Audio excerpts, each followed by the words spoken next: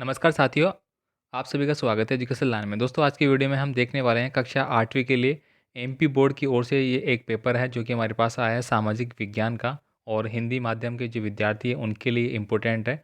तो आप देख सकते हैं कक्षा 8वीं सामाजिक विज्ञान वार्षिक परीक्षा 70/2024 के लिए इम्पोर्टेंट रहने वाला है। टोटल पूर्णांक आपके 60 नंबर के रहेंगे। पेपर का जो सेट है वो है आपका सेट नंबर डी। ठीक है, तो चलिए अपन फटाफट से इस सभी पेपरों को इसके जो क्वेश्चन है उनको देख लेते हैं और समझ लेते हैं कि आपकी वार्षिक परीक्षा 2024 के लिए कौन से पर्सन इंपॉर्टेंट हो सकते हैं। यहाँ पे देखिए पहला क्वेश्चन है, जेम्स मिल द्वारा लिखित पुस्तक है। तो इनके द्वारा लिखित पुस्तक का नाम हो जाएगा a history of British India. Next देखिए, प्लासी युद्ध के संबंध में निम्न में से कौन सा कथन सही नहीं है, ये आपको यहाँ पे बताना है। तो यहाँ पे सही आंसर हो जाएगा, प्लासी के युद्ध में ईस्ट इंडिया कंपनी की बहुत बड़ी जीत थी। तो ये बहुत बड़ी जीत नहीं थी, बक्सर का युद्ध हुआ था एक तो हमारा। ठीक है, और सही नहीं है, जबकि ये बात सही है कि बड़ी जीत थी ना वो, तो उनकी बड़ी जीत हुई थी, बिल्कुल बात सही है। लेकिन ये कह रहा है कि सही नहीं है, तो यहाँ पे मेरा आंसर ऑप्शन नंबर डी रहेगा। नेक्स्ट देखिए, निम्न में से कौन सी झूम खेती की विशेषता है। तो झूम खेती के लिए दोस्तों क्या होता है कि वृक्षों को काट कर जलाकर साफ करके जंगलों को इलाकों को फिर वो खेती की जाती है, इसलिए ऑप्शन नंबर डी मेरा सही रहेगा। आगे देखिए, 1857 का स्वतंत्रता संग्राम है वो प्रारंभ हुआ था। तो दोस्तों ऑप्शन के अकॉर्डिंग जाए तो हमारा अप्रैल में ही हो गया था वो, अप्रैल 1857 में। तो ऑप्शन नंबर सी सही आंसर होगा। जो मंगल पांडे थे, ठीक है, कौन थे मंगल पांडे, उनको फांसी पे भी लटका दिया गया था इसके लिए। अगर राजस्थान की बात करें तो राजस्थान में 28 मई 1857 को इस क्रांति की स्टार्ट हुआ था। आगे देखिए, निम्न में से कौन सा मानव निर्मित संसाधन है। तो मानव निर्मित संसाधन यहाँ पे सड़क हो जाएगा, बाकी प्रकृति के हिसाब से होते हैं। आगे देखिए, यहाँ पे भूपृष्ठ के कुल क्षेत्र का लगभग कितने प्रतिशत भाग भूमि है। तो भूमि की अगर मैं बात करूँ, मान लीजिए कि ये मेरी पृथ्वी है। अब यहाँ पे पूछ रहा है कि पृथ्वी का कितना हिस्सा ऐसा है जिसमें कि मनुष्य रहता है। तो वो लगभग 30% है, बाकी 60% हिस्सा है वो क्या है, पानी वाला है, जल वाला है। ठीक है, सघन जनसंख्या वाले क्षेत्र होते हैं। तो सघन जनसंख्या का मतलब, सघन का मतलब होता है कि पास पास। क्या होता है भाई, पास पास। कक्षा में आपको अगर पास पास बैठा दिया जाता है तो कक्षा में ज़्यादा से ज़्यादा लोग आ सकते हैं। अगर एक को यहाँ पे बैठा रहा है फिर एक को यहाँ पे बैठा रहा है, थे दूर दूर बैठाएंगे तो कम आएंगे। तो सघन का मतलब क्या हो गया, पास पास। और पास पास कहाँ पे रह सकते हैं लोग, जहाँ पे मरुस्थल है, मरुस्थलीय क्षेत्र हो गया, और एक हो गया नदी घाटी क्षेत्र हो गया, एक पर्वतीय क्षेत्र हो गया, और एक शीतोष्ण क्षेत्र हो गया। तो सघन देखिए, मरुस्थलीय, मरुस्थलीय का मतलब क्या हो गया, जहाँ पे मरुस्थल है, मतलब जो रेगिस्तानी इलाका है, क्या वहाँ पे पास पास में रहते हैं क्या लोग। तो बिल्कुल नहीं रहते, सघन नहीं रहते, दूर दूर रहते हैं। नदी घाटी, नदी घाटी क्षेत्र हो गया, पर्वतीय क्षेत्र, पर्वतों में भी दूर दूर रहते हैं। और शीतोष्ण क्षेत्र जहाँ कि लद्दाख वगैरह इलाका हो गया, वहाँ भी दूर रहते हैं। लेकिन नदी घाटी क्षेत्रों में यानी कि नदियों के आसपास लोग ज़्यादा रहते हैं, इसलिए ये सही आंसर हो सकता है। बाकी आप कमेंट कर देना कोई गलत क्वेश्चन हो तो भाई। भारतीय संविधान सभा का गठन कब किया गया था। तो किया गया था भाई 9 दिसंबर 1946 को। तो ऑप्शन नंबर डी है वो सही आंसर होगा। आगे देखिए, भारतीय संसद के सदन है। तो दोस्तों भारतीय संसद के सदन कौन कौन से होंगे इसमें, राज्यसभा और लोकसभा। तो ऑप्शन नंबर ए है वो बिल्कुल आपका सही आंसर हो जाता है। नेक्स्ट देखिए, यहाँ पे दिया गया है, संविधान के किस अनुच्छेद में कहा गया है कि भारत के किसी भी नागरिक के साथ धर्म, नस्ल, जाति, लिंग या जन्म स्थान के आधार पर भेदभाव नहीं किया जाएगा। तो वो कहा गया था हमारा अनुच्छेद 15 के अकॉर्डिंग। तो ऑप्शन नंबर सी मेरा सही आंसर रहेगा। अगला प्रश्न है दोस्तों, यहाँ पे सहायक संधि क्या शर्तें थी। जो सहायक संधि की गई थी अंग्रेजों के द्वारा, जो देसी रियासतें थी उनके साथ में, तो उनकी क्या शर्तें रखी गई थी।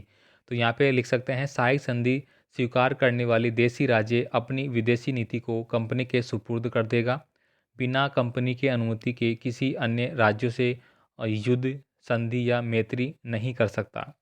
नेक्स्ट देखिए, यहाँ पे ईस्ट इंडिया कंपनी द्वारा स्थायी बंदोबस्त कब और क्यों लागू किया गया था। तो दोस्तों ईस्ट इंडिया कंपनी के द्वारा स्थायी बंदोबस्त है वो लॉर्ड कार्निवालिस जो सरकार थी उसके द्वारा किया गया था। और ये दोस्तों 22 मार्च 1778 यानी कि 1700 और 78, ठीक है, इसमें किया गया था। ईस्ट इंडिया कंपनी और बंगाल के जमींदारों के बीच कर वसूलने से संबंधित एक व्यवस्था हेतु ये कार्य किया गया था। आगे देखिए, रविंद्रनाथ टैगोर ने शांति निकेतन की स्थापना किस उद्देश्य से की थी। तो यहाँ पे उन्होंने की थी भाई, शांति निकेतन की स्थापना का उद्देश्य प्रकृति के प्रति प्रेम पैदा करना था, अपनी मूल भाषा में ज्ञान और ज्ञान का आदान प्रदान करना था। तो कुल मिला के शांति निकेतन की स्थापना रविंद्रनाथ टैगोर के द्वारा प्रकृति प्रेम को बढ़ाने के लिए की गई थी भाई। अब देखिए यहाँ पे राजा राम मोहन राय को धर्म सुधारक क्यों कहा जाता है? तो राजा राम मोहन राय को धर्म सुधारक इसलिए कहा जाता है, तो यहाँ पे पूछा जा रहा है कि राजा राम मोहन राय को धर्म सुधारक क्यों कहा जाता है। तो इनको तो आप छोड़ दीजिए, तो यहाँ पे लिख सकते हैं कि उनको इसलिए कहा जाता है कि उन्होंने क्या किया था, जाति प्रथा। ठीक है, एक तो हम लिखेंगे जाति व्यवस्था, जाति व्यवस्था हो जाएगी। दूसरा छुआछूत,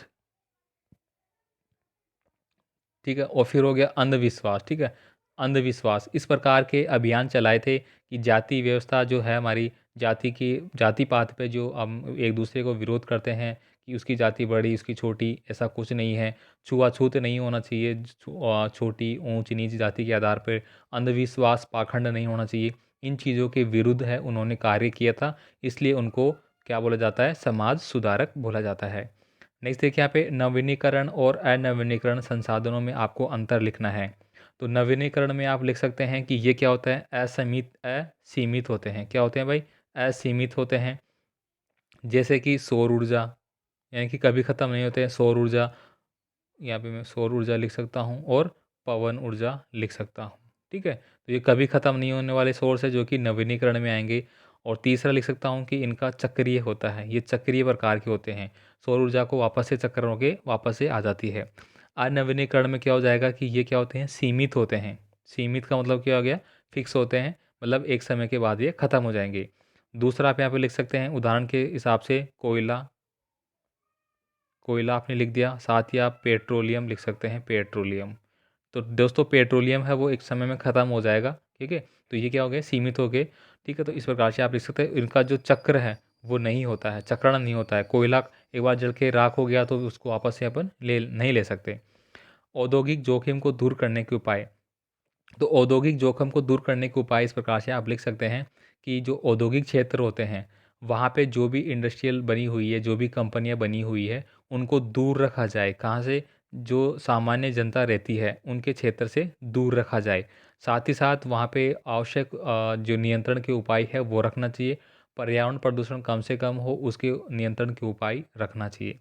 कानून क्यों ज़रूरी है दोस्तों? कानून ज़रूरी इसलिए है ताकि इसके सही गलत का उपयोग करने पर उनको क्या किया जाए, दंडित किया जाए। अगर मान लीजिए कि कोई गलत कार्य कर रहा है, ठीक है, गलत कार्य कर रहा है तो उसको दंड देना अनिवार्य हो जाता है। आप स्कूल में ही देख लीजिए कि कानून होता है स्कूल में ही, कि आपने मान लीजिए कि चीटिंग करी या आप समय पे स्कूल नहीं जा रहे हैं तो आपको पनिशमेंट मिलती है स्कूल में, तो वो क्या होता है, एक प्रकार का कानून ही होता है आपका स्कूल का। ठीक है, अब देखिए यहाँ पे एकीकृत न्यायिक व्यवस्था से क्या आशय है। तो एकीकृत न्यायिक व्यवस्था दोस्तों सरकार चलाने के लिए, किसके लिए, सरकार चलाने के लिए इम्पोर्टेंट होती है। इसमें दोस्तों जो नियम होते हैं उसके हिसाब से सरकारें वो कार्य करती है। ठीक है, इसीलिए इसको एकीकृत न्यायिक व्यवस्था बोलते हैं। जंगलों से प्राप्त 3 उत्पादों के नाम लिखना है। पहला आप यहाँ पे लिख सकते हैं लकड़ी। ठीक है, दूसरा आप यहाँ पे लिख सकते हैं औषधि, ओ सी औषधि। ठीक है, तीसरा आप यहाँ पे क्या लिखेंगे, लकड़ी भी हमें जंगलों से प्राप्त होती है जिससे अपन क्या बना सकते हैं, दरवाजे खिड़कियाँ वगैरह। औषधि से अपन क्या बना सकते हैं, दवाइयाँ बना सकते हैं। और तीसरा उत्पाद हमारा क्या हो सकता है जो कि हमें जंगलों से प्राप्त होता है, वो आप कमेंट करना भाई। आगे देखते हैं यहाँ पे, न्यूनतम वेतन कानून की आवश्यकता क्यों हुई, इसके द्वारा किसके हितों का संरक्षण हुआ। न्यूनतम वेतन कानून की आवश्यकता क्यों हुई, इसके हितों की संरक्षण आपको बताना पड़ेगा भाई। ठीक है, नेक्स्ट देखिए यहाँ पे देखिए 20 नंबर का क्वेश्चन रह गया था, जन सुविधाएं क्या होती है। तो ऐसी मूलभूत सुविधाएं हैं जो प्रत्येक व्यक्ति के लिए आवश्यक होती है, पानी, व्यवस्था, स्वच्छता वगैरह, ये जन सुविधाएं कहलाती है। महात्मा गांधी की जो दांडी यात्रा थी उसके बारे में आपको यहाँ पे 2-4 लाइनें लिखनी होगी।